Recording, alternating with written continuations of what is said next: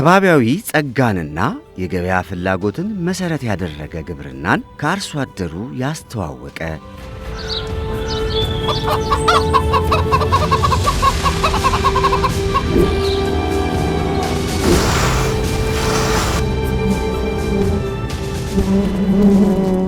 ሁሉን አቀፍ የግብርና ልምድን በማጎልበት ለአርሶ አደሩ የምርት አማራጮችን የፈጠረ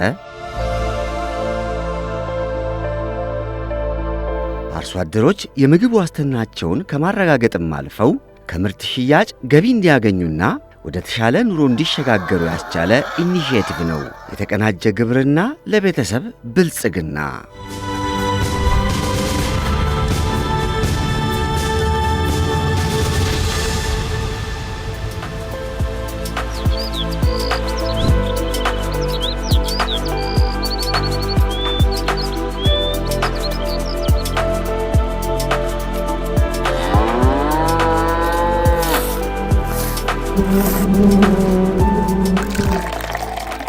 በማዕከላዊ ኢትዮጵያ ግብርና ቢሮ የተዘጋጀውና በስሩ 15 ንዑስ ኢኒሺዬቲቮችን ያቀፈው ይህ የግብርና ኢኒሺዬቲቭ 6 ስትራቴጂካዊ ግቦችን እውን ማድረግን አልሞ ላለፉት 4 ዓመታት በክልሉ የተለያዩ አካባቢዎች ሲተገበር ቆይቷል።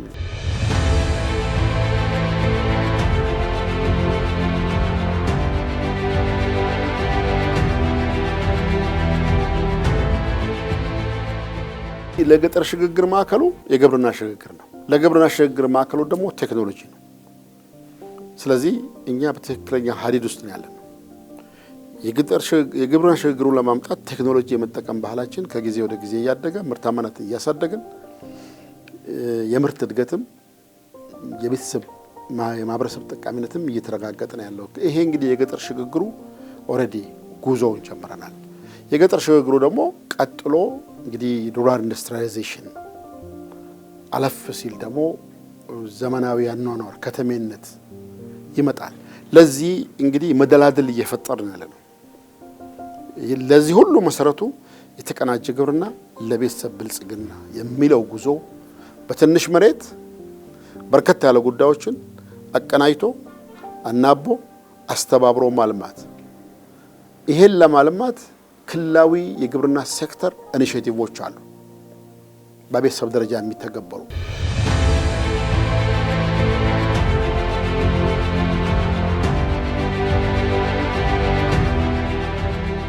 ትንሽ መሬት መኖር ባለሀብት ከመሆን ብልጽግናን በቤተሰብ ደረጃ ከማረጋገጥ አይገድብም አያግድም። ግን ዋናው አልሚው ሐሳብ ነው። የለማ ሐሳብ ትንሽን መሬት አልምቶ የበለጸገ ቤተሰብን ይፈጥራል። ሰፊ መሬት መኖር ብቻውን ብልጽግና ሊያመጣ አይችልም። ቀዳሚው ጉዳይ የለማ ሐሳብ ነው። የለማ ሐሳብ የተቀየረ ሐሳብ የአነስተኛ መሬትን አልምቶ ምርታማ አሳድጎ የበለጸገ ቤተሰብን ለመፍጠር ምክንያት የሚሆን መነሻ እንደሚሆን በተግባር አረጋግጠናል። ይሄ እንግዲህ ክልላዊ አቅማችንን ለመጠቀም ክልሉ 3 ሜጀር የሆኑ አግሮ ኢኮሎጂ ስነ ምህዳር ቀጠናዎች አሉት። እነዚህን ያማከለ የግብርና ሴክተር ኢኒሺዬቲቮች ቀርጸናል። እነዚህ ኢኒሺዬቲቮች ማለት የተቀናጀ ግብርና ለቤተሰብ ብልጽግና ቤዝ ነው፣ መደላድል መሰረት ነው።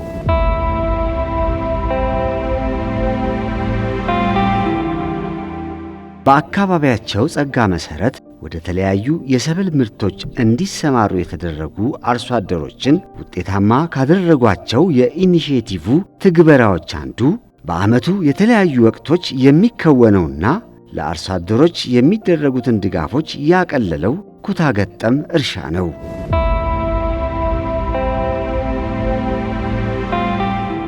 ከዛ በፊት በዘልማድ ያው አጠቃቀሙ ይኖራል።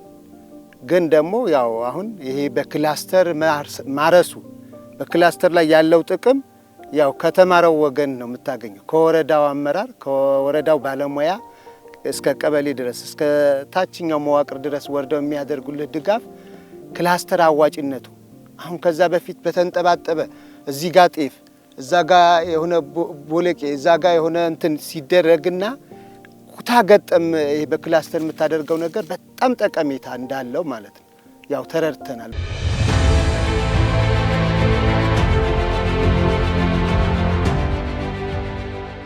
መጀመሪያ የግብርና ባለሙያዎች ነበሩ እንግዲህ የመጡ እዚህ ጋር እያስተማሩን እንዴት እንደሚሰራና ይሄ እንትኑ በቃ መደቡን አወጣጥና አዘራሩን በቃ ያስተማሩን። መጀመሪያ ልምዱን ወሰድነ በራሳችን ጊዜ ማለት ነው መስራት። ከዛ በኋላ ያው አሁን ቤተሰባችንም ንብረት እንትን ማንኛውም ነገር ቁሳቁሶች የቤት ፍጆታም ቢሆን ሁሉንም ነገር ያው በዚሁ ሸፍነን እንኖራለን።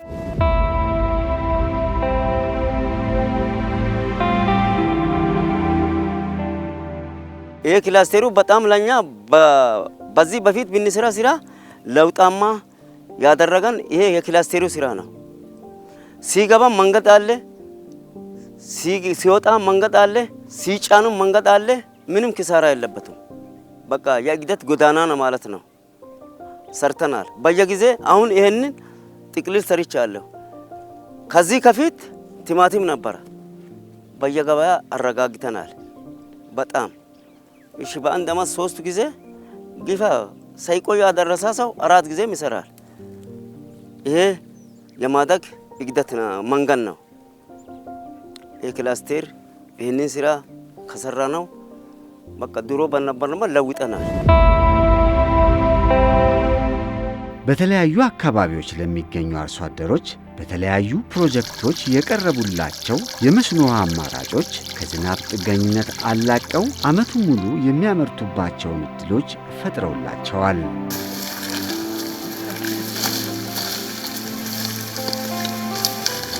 ይሄ በመጠቀማችን አሁን ነዳጅ አንከሳም፣ ከነዳጅ ነፃ ሁነናል። ከሁሉ ነገር በቃ አሁን ብዙ እርዳታ ነው የተደረገልን። ነዳጅ እንግዲህ ብዙ ወጪ ነበር የምናወጣው። አሁን ይሄው ነዳጅ አናወጣም።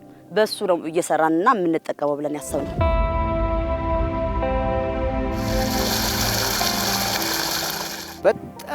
በጣም በውሃ በጣም ስቃይ ነበረብን። በጋ ሲመጣ በእውነቱ ከሆነ በማታ ነበረ የምንወጣው። በማታ ጉድጓድ ባለበት ቦታ ሄደን በቃ ገደል ውስጥ ነው። በእውነት ቢታዩት ኖር አሁን ገደሉን ትገረማላችሁ። ይሄንን ኩሬ አምጥቶ ከቆፈረሉልን ጊዜ ጀምሮ እስከ ዛሬ ድረስ ለስንት ቀበሌ ድጋፍ ስንትን ቀበሌ ነው የሚመግበው መሰለኝ። አሁን ይሄ በጣም ብዙ ቀበሌዎችን ነው የሚረዳው። በቃ ተቋቁሞ የአህያ ማታውን ብታዩት እዚህ ጋር እየመጣ እየቀዳ ይወስዳል። እኛም ደግሞ እየቀዳን እያመጣን ለዚሁ ማሳ ደግሞ እንረጫለን፣ እናፈሳለን።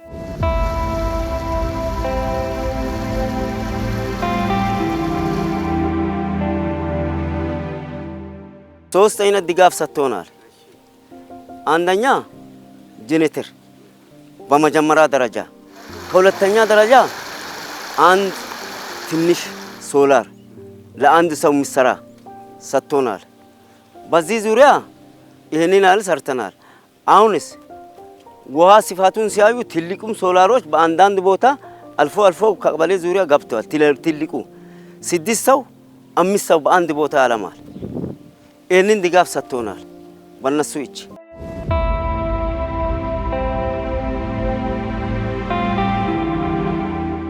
አንድ አርሶ አደር በቤተሰብ ደረጃ ሊኖረው ይገባል በሚል አሁን በዚህ ፕሮግራም የተለያዩ ጄኔሬተር ፓምፖች አሁን ለአብነት ስራውን ከጀመርን እስካሁን 136 ፓምፖች በዚህ በፕሮግራም ኤሪያ ተሰራይተዋል። ይሄ ብቻ አይደለም፣ ዘመናዊ መስኖ አንድ ትልቅ የኮማንድ ኤሪያው በጣም ከፍ ያለ ተገንብቷል። እንደዚሁም ደግሞ በወረዳ ደረጃ ከ25 30 ሄክታር ማልማት የሚችሉ 8 የመስኖ ተቋማት ተገንብተው አገልግሎት መስጠት ጀምረዋል። በዚህ ደረጃ እየተሰራ ነው ያለው።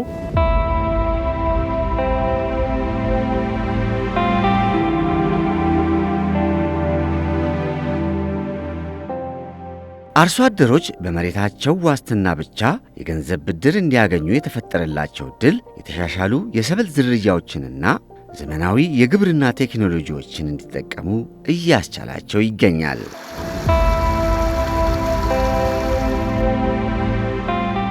ያው መጀመሪያ እኔ እንደ አርሶ አደር መስኖ ለማልማት ያው ተዘጋጅቼ ስራ በጀመርኩበት ጊዜ የብር እጥረት ገጥሞኝ ብር እጥረት ስለገጠመኝ ያው መስኖ ሊሰራበት 15000 ብር አስይዤ 15000 ብር የሆነ እንትን የሚባል ነገር አለ ኦሞ ላይ ቅድመ ክፍያ የሚባል ነገር አለ 15000 ብር አስይዤ 150000 ብር አውጥቻለሁ። እንደገና በ150000 ብር ደግሞ ለማውጣት መጨረሻ አካባቢ ብሩ ሲወጣ ደብተር ማረጋገጫ ያስፈልጋል ማለት ያለ ደብተር ማረጋገጫ ብር የለም። ስለዚህ የመሬት ማረጋገጫ ደብተር አስይዤ 150000 ብር አውጥቼ ያው እስካሁንም ድረስ ብሬንም መልሼ ለራሴም ለውጣማ ሆኜ አሁን ያው እየሰራሁበት አለው። አሁን በራሴ ብር ተንቀሳቃሽ ሆኜ እየሰራሁ ነው ያለው።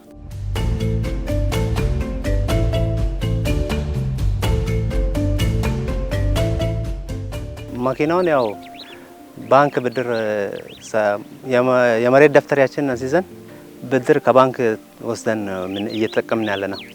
ያው በመኪናው እያረስን ያው የተበደርነውን ብድር በአግባቡ እየመለስን ለራሳችንም ያው በመኪናው እያረስን እየተጠቀምን ነው።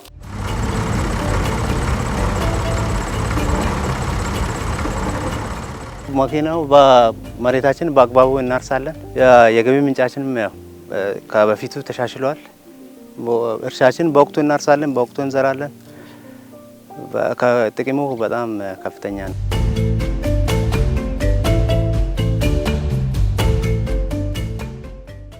ከባቢያዊ ጸጋቸውን መሰረት አድርጎ ኢኒሼቲቭ የቀየሰላቸውን የልማት መንገድ በሚገባ የተከተሉት እነዚህ አርሶ አደሮች አሁን ላይ ከነበሩበት ችግር ተላቀው በብልጽግና ጎዳና ላይ መሆናቸውን ይመሰክራሉ።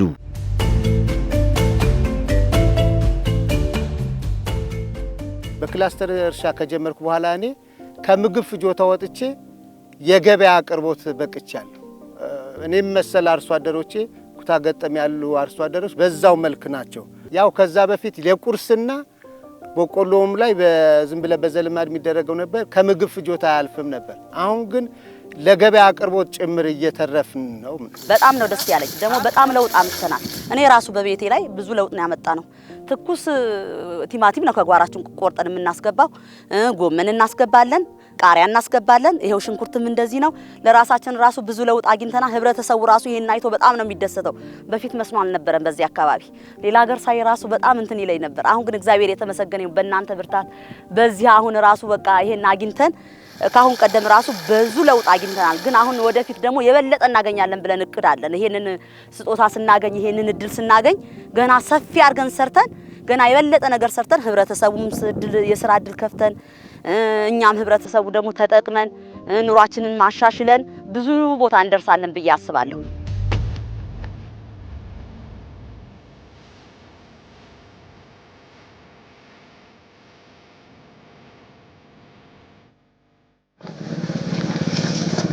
በምግብ ራስ መቻል ማለት ብዙ አይነት ነው። ልጆችን በትክክል ማስተማር፣ ከዚህ ካገኘነው ገቢ ነው ልጆቻችንን የምናስተምረው። በምግብ ራሳችን መቻል ስንል እንደዚሁ ቤተሰባችን ሁሉ በየዚህ ጎመን በጋ አቶ ደግሞ እንትን የሚበላውን ምግብ ራሱ ያገኘውንም በባዶ ነበር የሚጠቀመው። ግን ይሄን መስኖ ከጀመርነው በኋላ ከኛ አልፎ ለገበያ እያቀረብን ነው። ለገበያ ባቀረብነ ቁጥር ለኪሳችን ገንዘብ አግኝተን ደግሞ ልጆቻችንም እያስተማርን ነው። አስተምረንም ውጤታማ እየሆነ ነው። እንደዚሁ በሳር ቤት የነበረው ወደ ቆርቆሮ ቤት ተለውጠናል።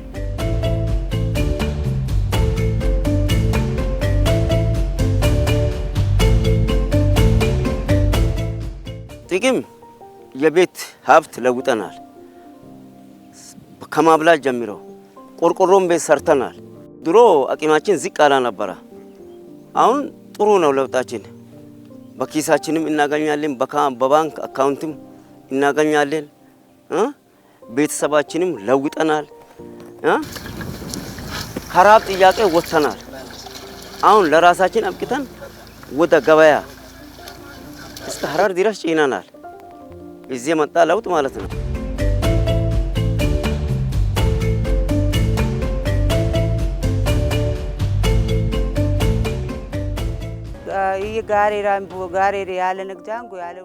ወረዳው ባደረገልን ድጋፍ መሰረት በኩታ ገጠም እርሻ በጓሯችን ካሮትና ጎመን እያመረትን እንገኛለን። አሁን ላይ የምግብ ዋስትናችንን ከማረጋገጥ አልፈን ለገበያ ማቅረብ ችለናል። ኑሯችንን በጣም ተሻሽሏል። ኖሮና ተቀደግ ሰቤጀ ነሻሻና ፈየኩ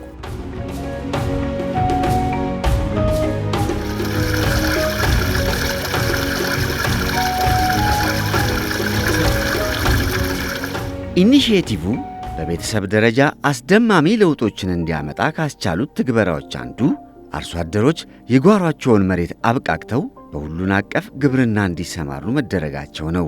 ይህም እንደ ፈዲላ ከማል ያሉ ውጤታማ የቤተሰብ መሪዎችን እየፈጠረ ይገኛል።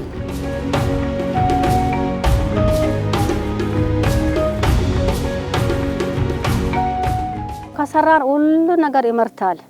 የጋሮ አትክልት፣ ካሮት የመሳሰሉትን ጥቅልል ጎመን፣ ነጭ ሽንኩርት፣ ቀይ ሽንኩርት የጋሮ አትክልት በሙሉ ማለት ነው። ስጋ እንትና ሩዝመሪ፣ ኮሰረት፣ ጎመን በቃ ሰዓት የለንም ገበያ ለመውሰድ ማለት ነው። ምን ልውሰድ የሚትል ሴት የለችም። በቃ ለመውሰድ ሰዓት የለም። ግን የሚገዛ ነገር ቢኖር ጨውና ሱካር ብቻ ነው። ሌላ ነገር የሚገዛ ነገር ምንም የለም። መሬት የሰጡት ነገር ሁሉ ይሰጣል ከሰራን ማለት ነው።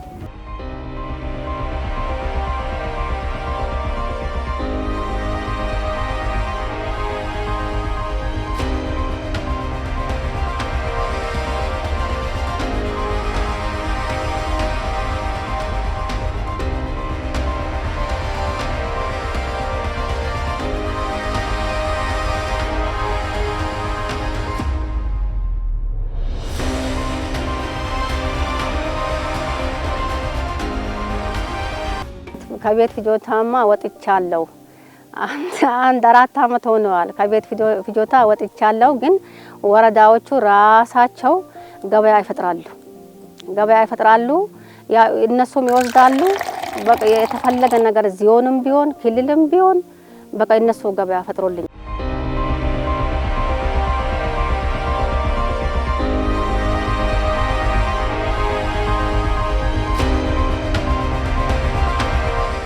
ማሳ አለ። በማሳ ነው ሁሉም ነገር። ድንች በተለይ ተክላለሁ፣ ሱካር ድንች በተለይ ተክላለሁ፣ አዱንጋሬ በተለይ ይዘራለሁ፣ ጤፍ ይዘራለሁ። አሁንም በተኛውበት መዳበሪያ ኩንታል 1 ሸራ አመጣለሁ በየአመቱ ለበጋም ለዚህ ለበልግም እዛ እያደረኩ ጤፍ ይዘራል፣ በቆሎም ይዘራል።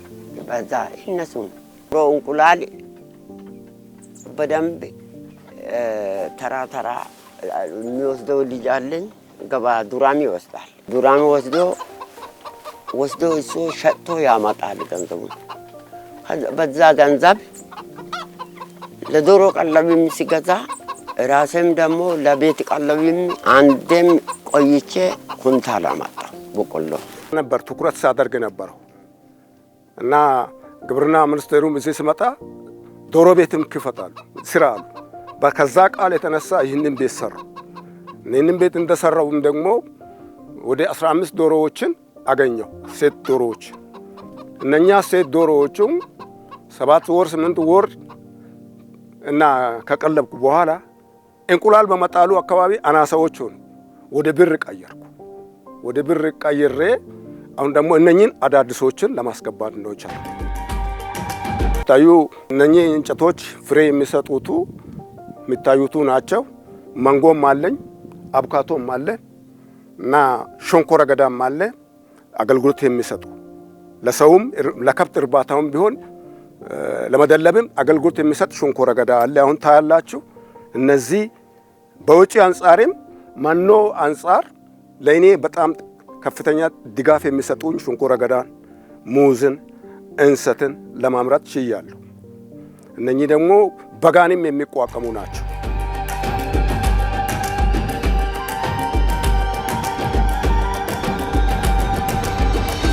የሰውን እጅ ከማየት መትረፉ ራሱ ትልቁ ነገር ነው።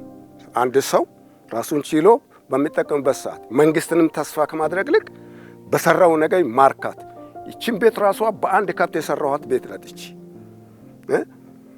ቀጥሎ ያሉ እነኚህ ቤቶችንም ቢሆን ለማደስ የቻልኩት ባገኘሁት ገቢ ውጤት ነው እና ለወደፊቱም ቢሆን እድሜ ደግሞ ስኖረኝ የሚታይ ነገር ለመስራት ነው የሚፈልገው እና የሚታይ ነገር ከተሰራ ሚያይ ክፍልም ደግሞ ድጋፍ ያደርጋል። አሁን እዚህም ደግሞ ጥቂት ዶሮዎችን 15 ነው። አሁን ወደፊቱ እስከ 67 ዶሮ አስገባለሁ ብዬ ነው ባገኘሁት ውጤት ተስፋ የማደርገው ነው። በቃ አንድ አይነት ወይም ሁለት አይነት ነገር ነው ከዚህ በፊት የምንሰራው። እንግዲህ ከቅርብ አመታት ወዲህ አሁን ያያችሁትን የተቀናጀ ግብርናን መንግስት ባወረደው መሰረት የወረዳው መንግስት የቀበሌ ባለሙያዎች በሚሰጡን ሀሳብ መሰረት በይዞታችን ላይ የተለያዩ አይነት ዝንጅብል አለ፣ ሙዝ አለ፣ እንሰት፣ ቡና፣ አቮካዶ፣ ማንጎ እንግዲህ ብዙ እኛ አካባቢ እግዚአብሔር ይመስገን በጣም በአትክልትና ፍራፍሬ በተለያዩ ሰብሎች ያ ሁሉንም ነገር ውጤታማ የሚያደርግ ነው እና ከዚህ የተነሳ ያው መንግስት ባወረደው መሰረት ያው የሚያስፈልገውን ነገር ሁሉ የተቀናጀ ግብርና በጣም በተሻሻለ አይነት ሁኔታ ባለሙያዎች በሚሰጡን ምክር ያው በመጠቀም ላይ ያለን አሁን እንግዲህ ያው ጥሩ ውጤት ላይ እኔ በግሌም ይሄ አካባቢው ማህበረሰብ በጥሩ ደረጃ ላይ ነው የሚገኘው።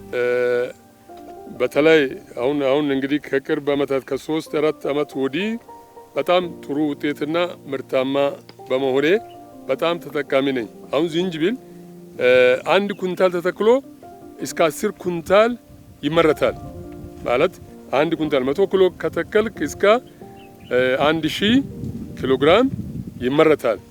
ያ ማለት አሁን በአሁኑ ገባ አንድ 20 ኪሎ እርጥብ ዝንጅብል 1500 ነው።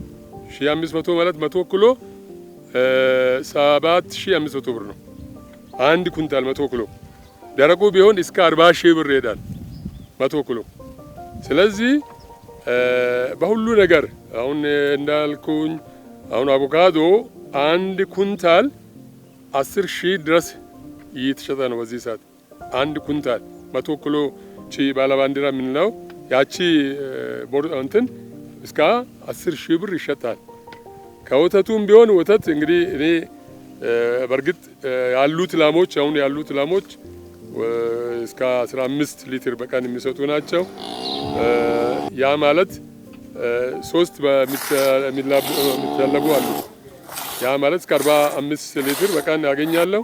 1 ሊትር 80 ብር ይሸጣለሁ። ስለዚህ ጥሩ ውጤት ላይ ነው፣ ጥሩ ገቢ አለው። እንደው አሁን ከዚህ በኋላ እንግዲህ እግዚአብሔር ቢረዳኝ ወደ ሌላ ወደ ኢንዱስትሪ ለመሸጋገር ጥረት በማድረግ ላይ ነኝ። መስን በጣም ብዙ ለውጥ ነው በህይወቴ የመጣው። እኔ አሁን እዚህ ከተማ ቱንቶ ከተማም ቤት ሰርቼ ያለው፣ አደሮ ከተማም ቤት ሰርቼ ያለው፣ ልጆቼን እያስተማርኩ ነው። ሌሎችም ደግሞ ስራ ይዘዋሉ። ስለዚህ በጣም ከፍተኛ የሆነ ለውጥ ነው በህይወቴ ያለው። ስለዚህ በእኔም ስር ደግሞ አብሮኝ እዚህ የሚሰሩ የቀን ሰራተኞች አሉ፣ ቋሚም ሰራተኞች፣ ቋሚ የተቀጠሩ ሰራተኞችም አሉ። እነዛ አሁን የቀን ሰራተኞች በቀን 500 ብር ነው የሚከፈላቸው። ከቀለብ ውጪ ቀለብ እየሰጠው 500 ብር አበል ከፍላቸዋለሁ። ሌሎችም አሁን ለጊዜው ያሉት 5 ቋሚ ሰራተኞች አሉ። እነዛም 5,000 ብር በወር ያገኛሉ። ስለዚህ ብዙ ሰዎች ተጠቃሚ ሆነዋል። ወደፊት እንደው ከዚህ የበለጠ ለማስፋት ነው አላማዬና ጥረቴ።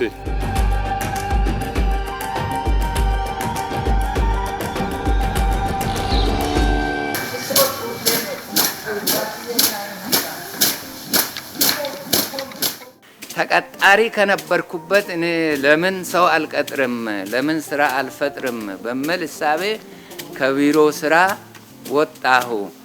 ከግብርና ቢሮዎች የባለሙያ ምክር፣ የኃላፊዎችን ምክር በመጠቀም ጥምር ግብርና፣ ከብት እርባታ፣ ዶሮ፣ እና አትክልትና ፍራፍሬ የብዕር ሰብሎችና የኤክስፖርት ሰብሎችን እያለማ የመንግስትን እቅድ ጭምር ለማሳካት ቀደም ሲል ከገበያ የምንሸምት የነበረ ምግብን የምግብ ዋስትና አረጋግጫለሁ እና የወተት ተዋጽኦች ቤቴ በቂ እንዲሆኑና ወደ ገበያም እንዲወጡ ወተት ለካፌዎች፣ ለሆቴሎች እያቀረብን በዛው ላይ ደግሞ ልጅ ማስተማር ስላለብኝ የተረፈውን ምርት ግብዓትን በአግባቡ በመጠቀም በጣም ነው የማመርተውና የተሻለ አርሶ አደር አመታዊ የምርት ገቢም የተሻለ ሆነ፣ ከደሞዝ የተሻለ ሆነ።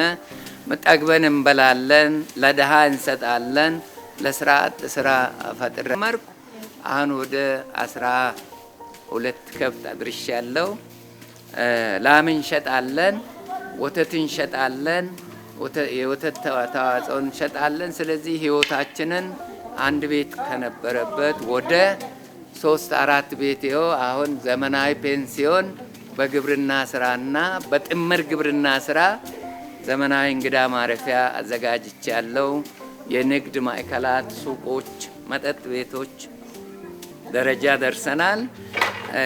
አሁን ደግሞ የእድገት ደረጃችን ዘመናዊ ቪላ ቤት በቅርቡ እንግዳ ማረፊያ አስመርቄያለሁ። ይሄ የፈጣሪ ድጋፍ፣ የመንግስት ባለሙያ ድጋፍ ማበረታቻ ሁሉ ሰጥቶኝ ለዚህ በቅቻለሁ። በቅርብ ርቀት ሰፋ ያለ ዘመናዊ ከብት እርባታ ለመክፈት የቦታ ዝግጅት አድርጌያለሁ። ግብርናው ዘርፍ እየተመዘገበ ላለው ፈጣን ለውጥ ከኢኒሼቲቭ መሳ ለመሳ ተግባራዊ የተደረገው የምግብ ስርዓት ማጠናከሪያ ፕሮግራምና ከዞን እስከ ቀበሌ ባሉት የቢሮ ኃላፊዎችና ባለሙያዎች የሚደረጉት ዘርፈ ብዙ ድጋፎች ጉልህ ስፍራ የሚሰጣቸው ናቸው። ነው ያገኘነው። በዛ ላይ ከጎናችን ሆነው ያገዙን ግብርናዎች አልተለዩንም። ብዙ እንትኖች በዘርም ያገዙን አሉ፣ በማዳበሪያም እንደገና ደግሞ በሞራንም በሁሉም ነገር ምግብ ስርዓት ከኛ ጎን ይሄንን እድል አመጥቶልን ይሄንን ማግኘታችን በጣም ሞራን ያገኘነው በጣም ነው የተሰማን።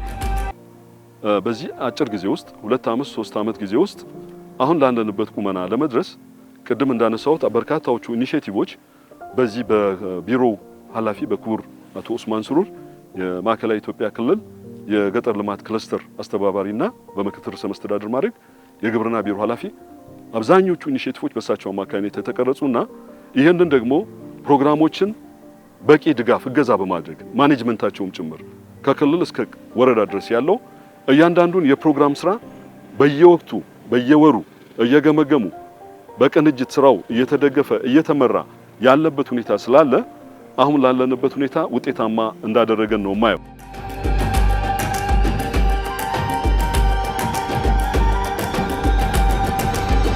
የተቀናጀ ግብርና ለቤተሰብ ብልጽግና ኢኒሼቲቭ ትግበራ ጾታን፣ ዕድሜንና አካላዊ ሁኔታን ያገናዘበ አካታች የለውጥ ጉዞውን ቀጥሏል።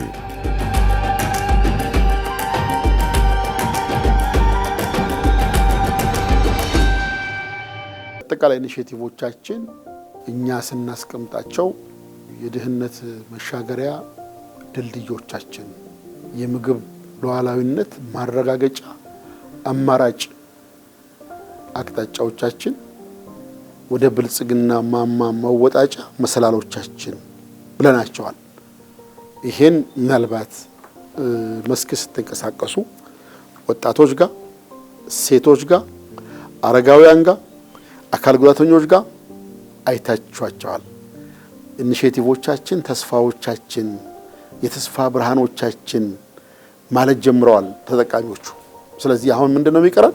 ይህንን ሁሉም ጋር ተደራሽ አድርጎ ስኬሉን አስፍቶ መሄድ ላይ የሚቀረን ነገር አለ። እሱ ላይ የበለጠ አጠናክረን የምንሄድበት ይሆናልና በአጠቃላይ የግብርና ሴክተሩ ለክልላዊ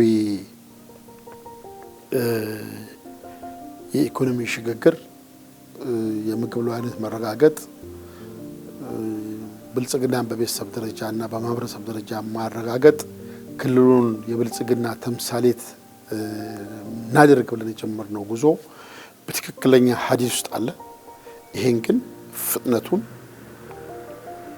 የበለጠ ማስቀጠል፣ አጠናክሮ ማስቀጠል፣ ስኬሉን ማስፋት ማብዛት፣ እንግዲህ ፈጠራ ፍጥነት ይሄ ሊፕ ፍሮጊንግ የምንለውን የመደመር መንግስት እሳቤን በደንብ አክሎ ሁሉም ጋራ በደንብ ይህንን በጋራ ወደፊት መጎተት ወደፊት መግፋት ከቻለን በእርግጠኝነት ብልጽግናን በቤተሰብም በማህበረሰብ ደረጃ የምናረጋግጥበት ጊዜ ሩቅ እንደማይሆን ለእኔ ይታየኛል።